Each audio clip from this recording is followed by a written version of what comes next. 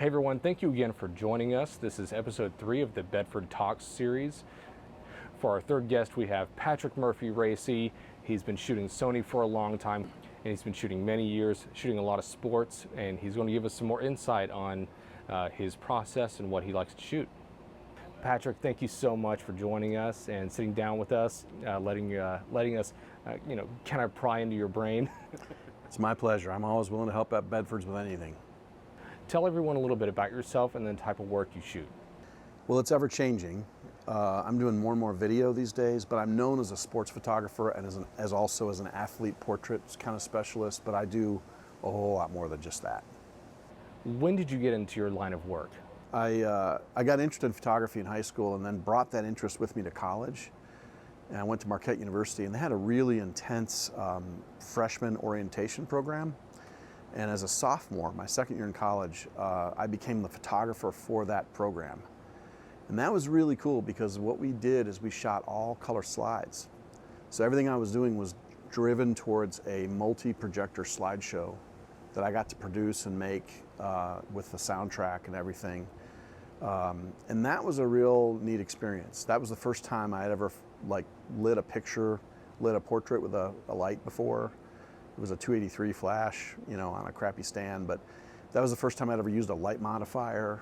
And so even early on, I don't think I realized then these experiences that were offered to me at Marquette were really substantial. I worked for the student newspaper as well, and got to cover President Reagan coming to Milwaukee. Got credentialed, and I was able to do some things that were really unusual for a young, stupid kid that didn't know what he was doing, But when I got a job at the Milwaukee Journal, that's when really things picked up. The Milwaukee Journal is a very storied newspaper with a great past of producing incredible photographers. People like Bob Gilka from National Geographic, James Stanfield, John Beaver, Sports Illustrated. There's all these people there's tons and tons. John Alheiser, who taught at Indiana University in photojournalism. These guys all came from the Milwaukee Journal.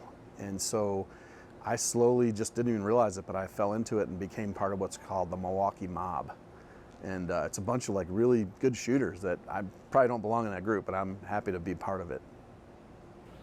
Do you have an image that stands out to you, an image that reminds you of a time that you were learning, or a time where you went from not knowing to getting it in photography, like whether that's mechanical, the mechanics of photography, or whether that's composition or something like that? There are two images that come to mind immediately, and one is a picture I made at a fire of a fireman and a baby. The fireman's running with his baby. It's a 15-week-old infant that he's rescued from a house fire. And that was a very fleeting moment that happened in a very nutty scene where it's a 5-alarm fire, and I'm trying to stay out of the way of the firemen, and this guy comes running past me, and I just had time to make, I think there was only 4 pictures. It was an F3 Tri-X. It was an 85-1.4, and this is manual focus. There's no autofocus back then. This is a long time ago, and I nailed that frame, man.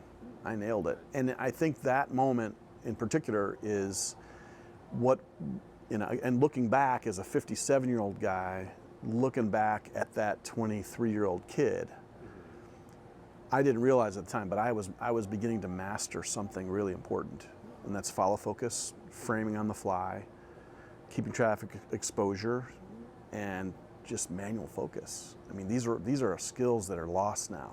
Largely, everybody shoots RAW, and everybody thinks I'm crazy because I still shoot JPEGs only. I don't ever shoot RAW. Okay. And I know how to expose. I learned shooting transparency film, so there's nothing you're going to put me in that I can't expose for. Even during a play, I'm changing exposures if I need to.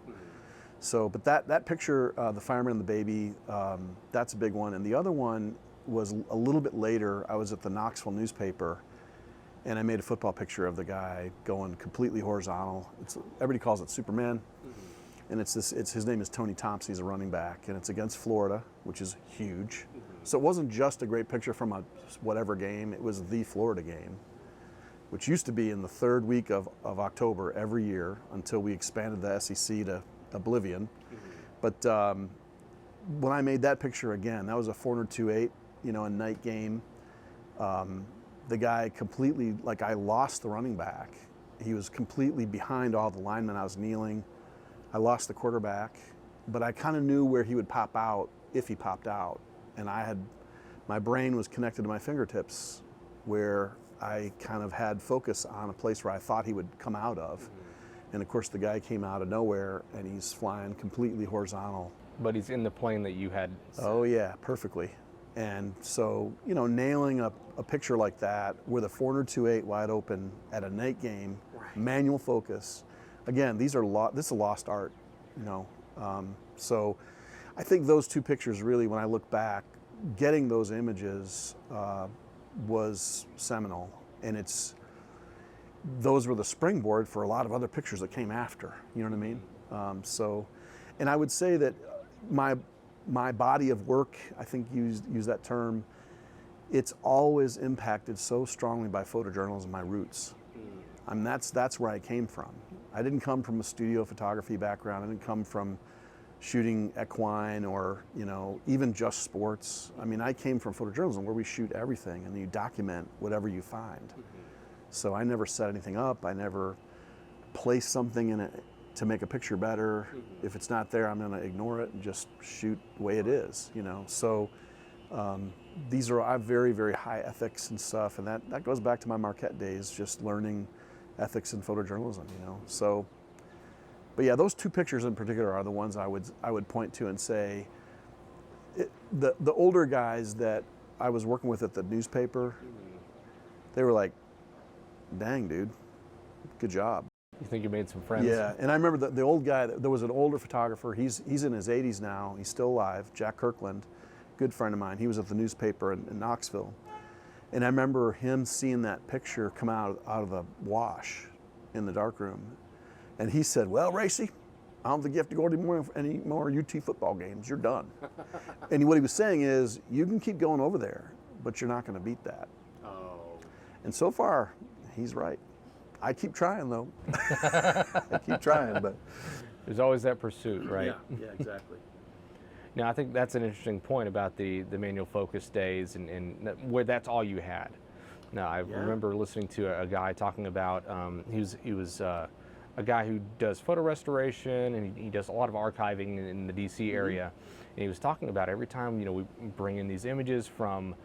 At the time he was working on a documentary about World War II. Okay. And he said what's interesting about World War II is most of these images are they're not tack sharp in focus because these combat photographers, they're reacting and it's slightly out of focus, but it kind of adds a personality to it, adds some urgency to the time. Right. So yeah, I'm agreeing with you. I think with the technology, a lot of that is lost. Sure. At least that skill. Yeah, but the technology makes it all better and easier too. I mean, you could say that the autofocus, the Sony cameras that I use, for instance, I can just check out of focus altogether, and I can worry about what's happening next, or I can worry about composition or how things are developing. So it makes it better because you can go even further, you know. But exactly. So everybody has their own perspective, their own preference. I think I know the answer, but in terms of wide or tight, what is a focal length that you tend to gravitate toward? I know it's probably going to be on the longer end, but depends on one lens what I'm shooting.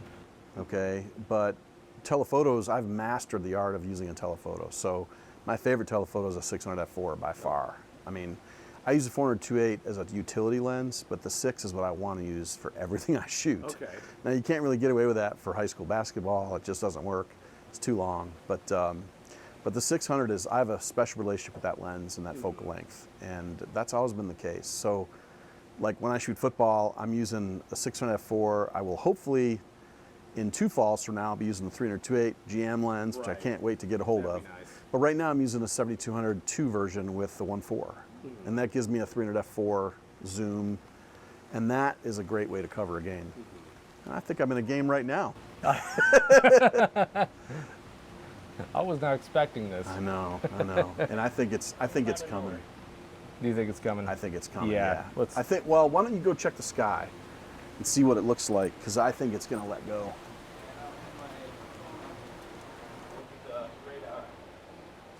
Yeah, I didn't even check that. I was not expecting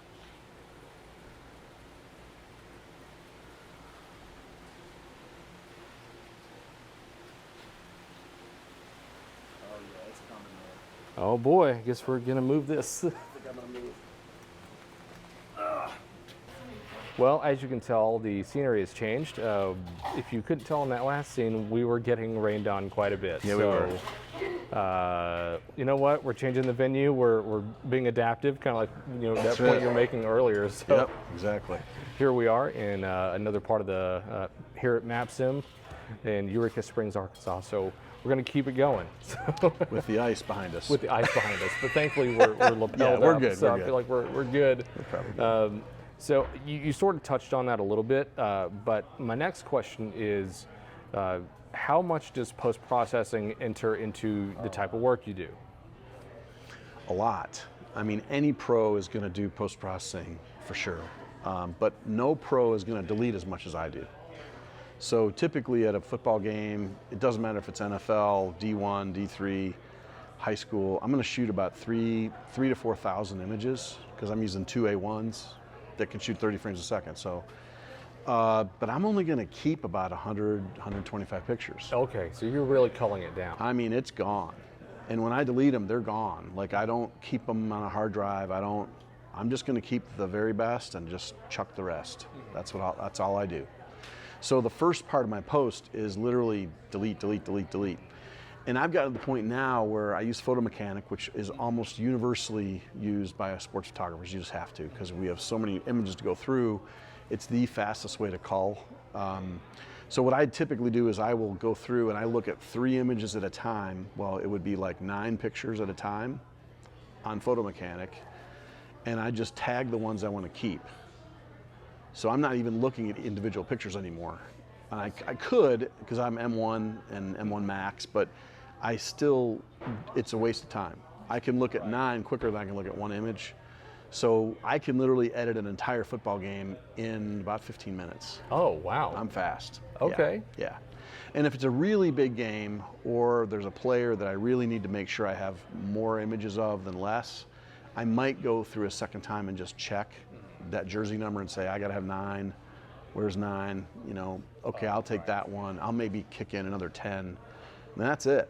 And then what I do is I rename those in Photo Mechanic. So I use a naming convention, which is pretty standard. It'll be 2023 05 05. All right, so that I can find that. And then I rename those images, and then I go back into the folder, and everything that's not renamed, trash can. Okay. Gone forever. Format the card. Never look back. Well, and that's interesting too, because what are the chances of you going back to that and back to an image that you may or may not have looked at carefully that you really needed? I think that's interesting that you're confident in your ability to go through that. Here's the thing. Ever since the end of Sports Illustrated for me, that meant that I was editing all my own stuff. So I've been editing, because it used to be I would just shoot and then you just put the film in a bag and it was gone. Or right. Someone else worked on that. Yeah, somebody else was editing. But now there's a nuance that you get after years and years and years of looking at pictures. And I don't miss, I'd like to say I don't miss anything. I'm sure I do, but I don't miss much. So my edits are tight and they're right, tight and right. And I have confidence about that just because of so many, I'm talking hundreds and hundreds and hundreds of games. I mean, I know it makes a good picture. And the Alpha 1 in particular makes it so much fun because in the old days, the gold standard of a running back was you saw his face, his eyes, you saw the ball, and both feet were off the ground.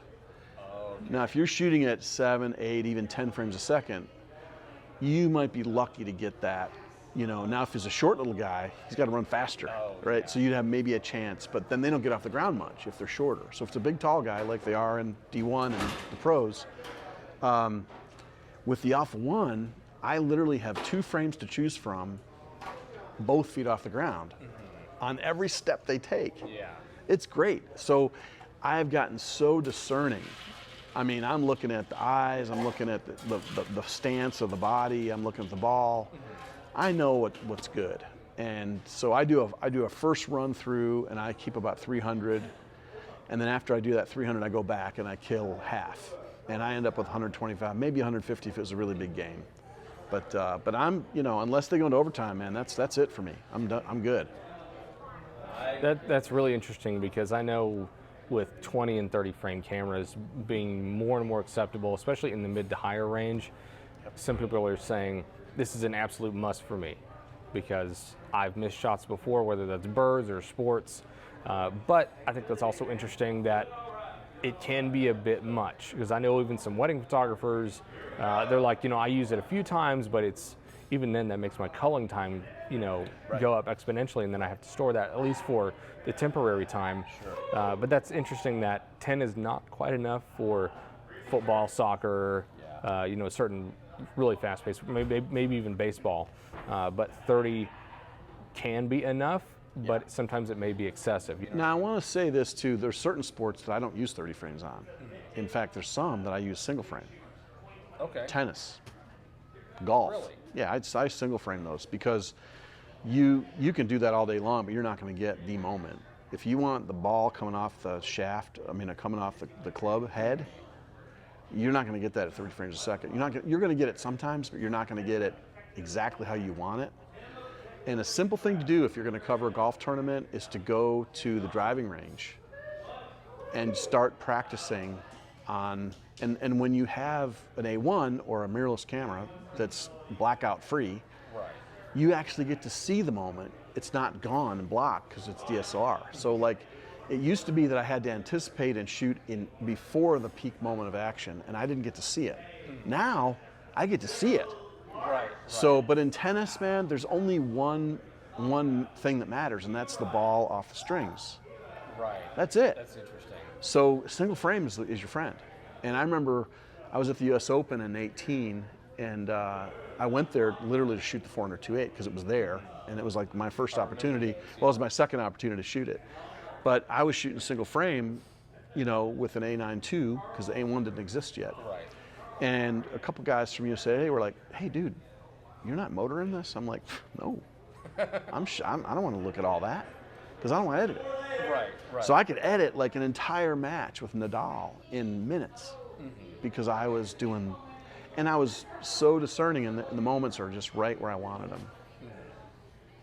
Now that brings up another interesting point about discipline. When you're talking about discipline and getting the focus right, manual focus. I know there are some newer manual focus lens for like macro, and that's kind of bringing that discipline back. But even single shooting, I never would have thought single shooting for tennis, because it is such a quick sport. Volleyball. No, that can mess with you. Like, so long lenses with volleyball, like 7200 and 300-2.8, 400-2.8. I'm gonna single frame. The difference is the 2470. Those diving shots, I'm gonna 30 frame, sure. Oh yeah, for sure. So I'm mixing too, depending on the sport. And depending on what position you're covering. Exactly. So that's interesting. So I'm sure there's constant planning going on in your mind, or at least you're thinking of all angles, I guess. I think a big part of it, honestly, is I'm a kind of a technical geek, all right? Not all technical geeks are decent photographers. So some you have a great photographer that doesn't know anything, and then you have the opposite a lot. But I have a weird combination of these skills.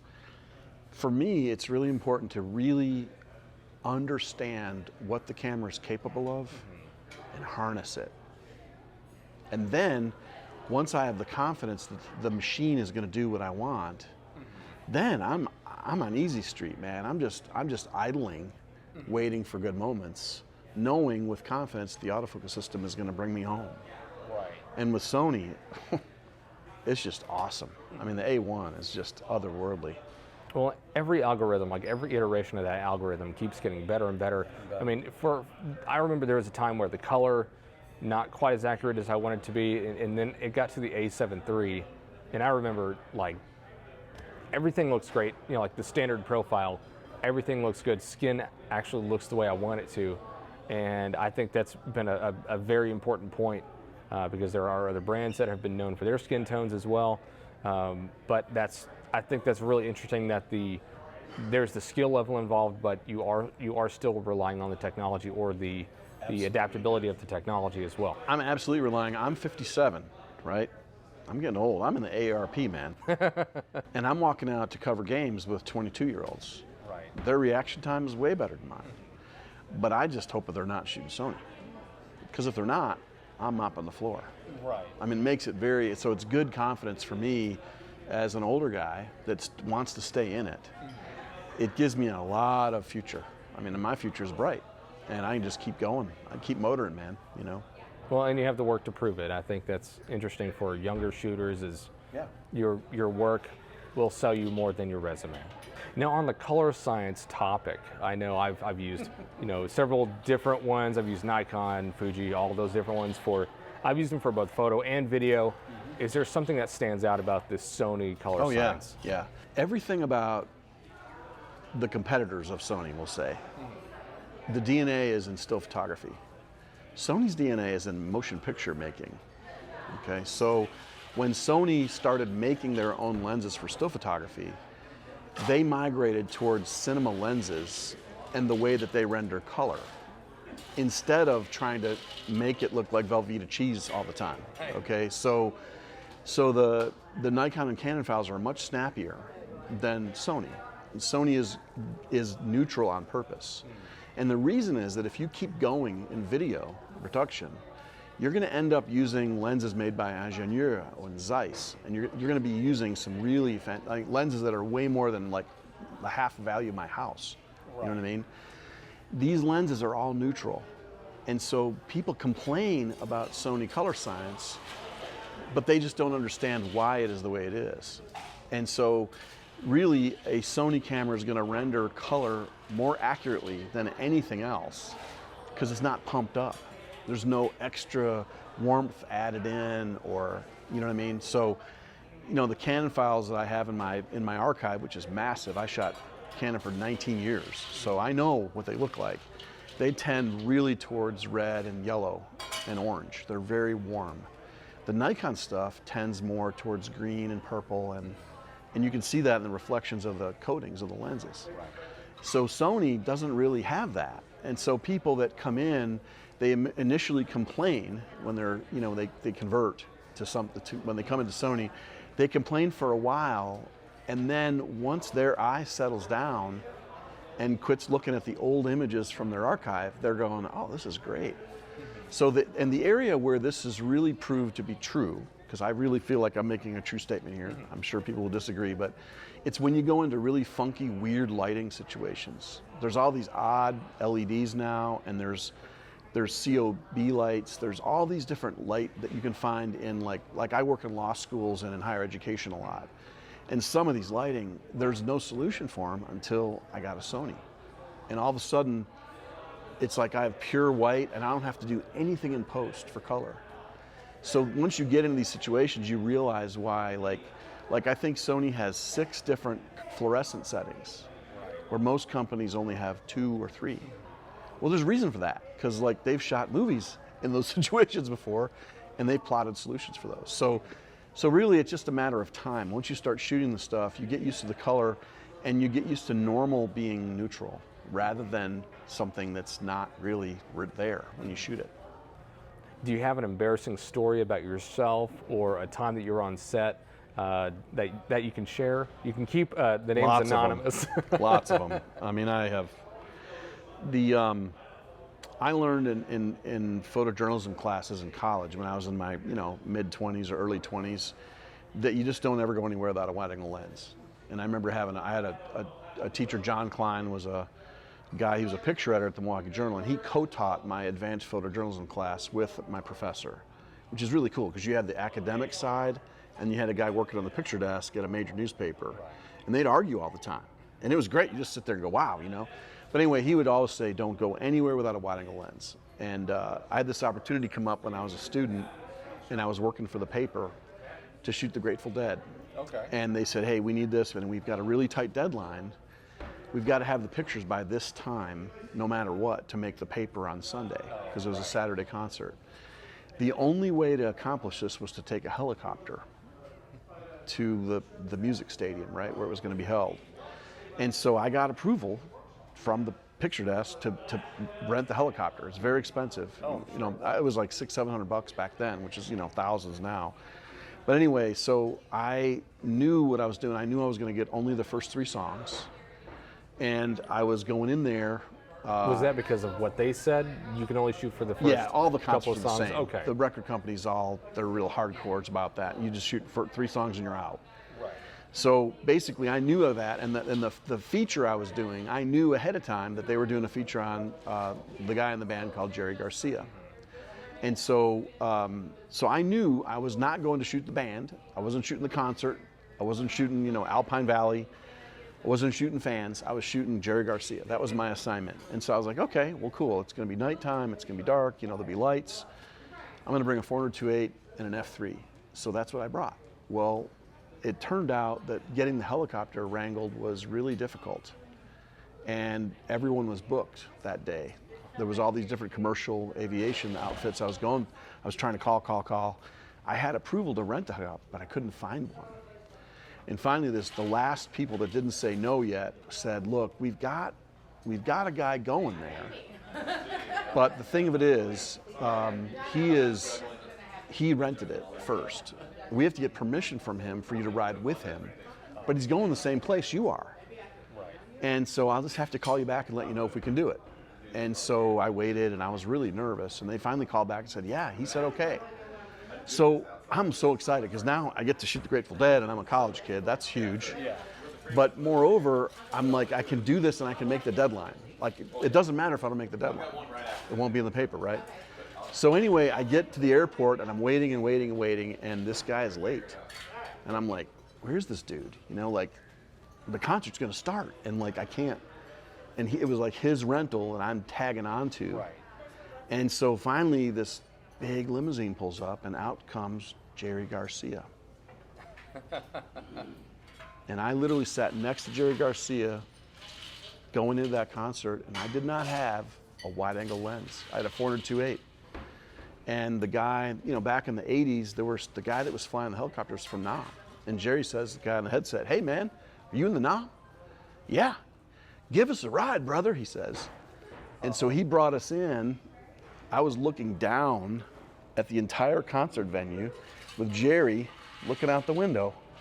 It would have been the most awesome picture. It'd still be in my portfolio. Oh, yeah. If I could have shot it, if I had a wide-angle lens. so I have nothing except a story. But it's the story I tell the college students when I give talks, and I say, don't go anywhere without a wide-angle lens. I believe you. And I believe this really happened. Oh, it did. It did. I swear it did. Yeah. I promise. Man. I promise. It was awful. It took me 2 years to tell anybody at the paper what happened. Oh, really? I was so embarrassed and so demoralized. They didn't know that he was in the helicopter No with idea. you. Yeah. So. Yeah. I'm sure. Yeah, Learn from my mistakes. I'm sure they would have. If they believed you, they would have not let you hear the end of that. Yeah. Well. Hey, you got your wide with you. You got your 14 on you. Oh man. Yeah. Always. What is some advice you would give to either your younger self or somebody starting out, either in high school or college, wanting to turn photography, videography into a career field, into a career that they want to make for the rest of their lives? My answer might surprise you a little bit because it's going to be financial. Somebody once asked me a question in an interview like this. They said, what do you regret about your photography career? And my answer was, I regret buying the 1DS Mark I, the 1DS Mark II, and the 1DS Mark III. These were the most expensive cameras that Canon made back in the day. They were $8,000 a piece. I spent $8,000 3 times in a row, and then the 5D came out. So if I had it to do over, I would have waited, been more patient, and invested in the stock market. Oh, yeah. I mean, if I had taken $8,000 in 1994, 95, and bought, Apple stock. I mean, I've been a big fan of Apple stock for years. But if I had done that, 8,000, I would be a wealthy person. So I think that, I think too many photographers get caught up in, and I'm a gear guy, believe me, but I only own 2 A1s. I could definitely justify a third. I don't need a third. I'd rather have Amazon stock churning. You know what I mean? Yeah. That's what I've been doing. So I think that photographers don't always think enough about the future. They don't think about retirement. They don't think about planning, like financial planning. We're so caught up in the moment that we just often don't do that, and that's dangerous. And I got smart later in my career, but when I made all the big money I made at SI, I blew it. I just bought whatever I wanted, you know, motorcycles, campers, trucks, you know, vehicles and stuff. But now, you know, back in the day, I invested in real estate, and so I started buying little rental houses in Knoxville where I live, and now I literally don't have to work anymore if I don't want to. I love to work. I love being a photographer. I love doing video. So I'm excited every time I get to, but I don't have to. And that's a big deal, you know, and I wish more full-time shooters would invest in their future. Well, and even putting an emphasis on, I don't always need the latest, greatest, because I mean, that's $24,000 that you spent in a rather short period of time in the 90s, you know. Right. So, because I see this, I feel like I see this a lot where, you know, marketing is great, but at the same time, I feel like sometimes it can backfire a little bit, where people think I need an A1. Do you need an A1? Right. Maybe you need the A7 R5, or you know, maybe R5, or maybe need the A7 IV. Yep. Maybe that's going to fit closer to your needs. Do you necessarily need that 600 f4? You know what I mean? Right. You know, if you're going to find that you're going to make your investment back on it in a rather short period of time, sure, yeah. Or maybe you just need to rent it. You know. You know, you mentioned the A7 IV. That, in my opinion, that is the greatest value in photography right now. And it's not just valuable as a still camera. Its value as a video camera is phenomenal because it has 10-bit. I mean, it's got Cinetone S. I mean, it's incredible that camera costs what it does and has to offer what it does. Right. I mean, that's an awesome little box. Now, you sort of touched on it. You know, you were talking about always having a wide on you, having a 14, having a 20, maybe even a 24 at that point. What is a non-camera or lens that you always have on you? What is an accessory that you always have in your bag before you leave the house? Yeah, it of course depends on when I'm shooting, right? But the Crazy Creek chair, that thing is saved my back. I mean, I go to basketball games and I see young guys, you know, whipping up 402.8s and without a chair. They're crazy, and they're going to be in the chiropractor or worse, you know, as they get on late. So the Crazy Creek chair is something that I do not go anywhere without. I have a boonie hat that I always have with me. It smashes up. It's in my 402.8 case. I have another one in my 600 f4 case, because if I'm going to use either of those lenses, I'm going to be outside and probably for a while.